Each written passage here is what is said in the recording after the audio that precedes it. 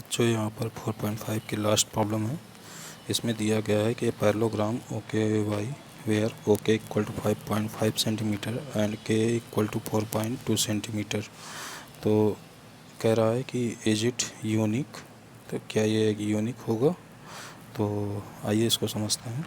तो देखिए यहाँ पर पहली चीज़ दिया है कि एक parallelogram O K A Y where O K equal to क्या दिया है 5.5 सेंटीमीटर और के दिया हुआ है देखिए 4.2 सेंटीमीटर।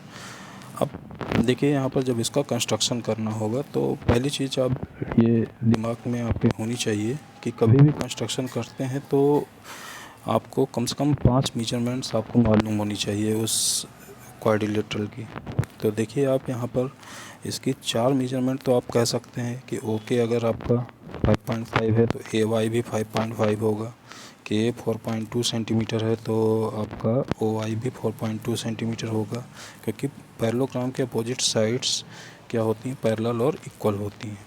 तो इस बेस पे आपने 4 मेजरमेंट तो इसकी पता लगा ली, मगर इसके किसी भी एंगल के बारे में आपको कोई इन्फॉर्मेशन नहीं दी गई है।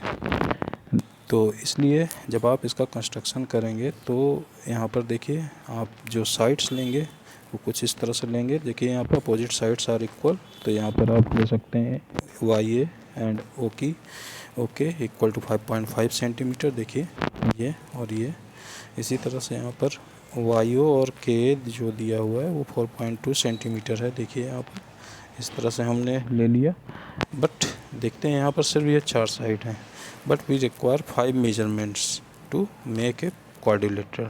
हमें 5वीं मेजरमेंट्स यहाँ पर मालूम नहीं है। तो जब 5वीं मेजरमेंट्स नहीं मालूम है तो हम किसी भी मेजरमेंट्स का ये कंस्ट्रक्शन कर सकते हैं, यानी हम यहाँ पर अपना एंगल के कुछ भी ले सकते हैं। और जो यहाँ पर एंगल लेंगे, जैसे आप यहाँ पर क्या लेते हैं, सपोज 60 लेते हैं आप यहाँ पर, तो तुरंत आपका ये एंगल क्या हो जाएगा, यहाँ पर ये जो एंगल होगा ये 120 हो जाएगा यहाँ पर। तो यहाँ पर तुरंत ये 120 हो जाएगा, ठीक है। तो इस तरह से ध्यान रखेंगे कि यहाँ पर ये एंगल आपका तुरंत, क्योंकि ये दोनों एंगल क्या होते हैं, सप्लीमेंट्री एंगल होते हैं। अगर हम यहाँ पर 120 लेते हैं तो यहाँ पर ये 60 हो जाएगा। तो जो भी एंगल लेंगे उसके अकॉर्डिंग हम यहाँ पर इसके एडजेसेंट एंगल को यहाँ पर सप्लीमेंट्री एंगल निकाल लेंगे। अब यहाँ पे बात आती है कि जब एंगल नहीं दिया है तो हम क्या ये यूनिक क्वाड्रिलेटरल होगा, क्योंकि जहाँ पर आपके 5 मेजरमेंट होती हैं वो एक यूनिक क्वाड्रिलेटरल होता है। बट यहाँ पर देखिए 5th मेजरमेंट नहीं दिया हुआ है, इसको हम अपने अकॉर्डिंग अगर लेते हैं तो ये यूनिक नहीं हो सकता है। तो देखिए यहाँ पर इसीलिए लिखा गया है ये कि since we can have any angle as angle O then we can be more than one, there can be more than one, यानी एक से अधिक एंगल ले सकते हैं। यानी कि हम जैसे जैसे एंगल बदलेंगे वैसे वैसे अलग अलग तरीके क्वाड्रिलेटरल यहाँ पे पैरेललोग्राम बनेंगे, तो मोर than one parallelogram with the same side. तो इसलिए ये पैरेललोग्राम यूनिक नहीं होगा, इसीलिए आपको ये बताया गया ये यूनिक नहीं हो सकता है। क्योंकि जैसे आपने एक क्वाड्रिलेटरल यहाँ पर, जैसे आपने एक ये लाइन खींची, आपने यहाँ पे इसको 5.5 लिया।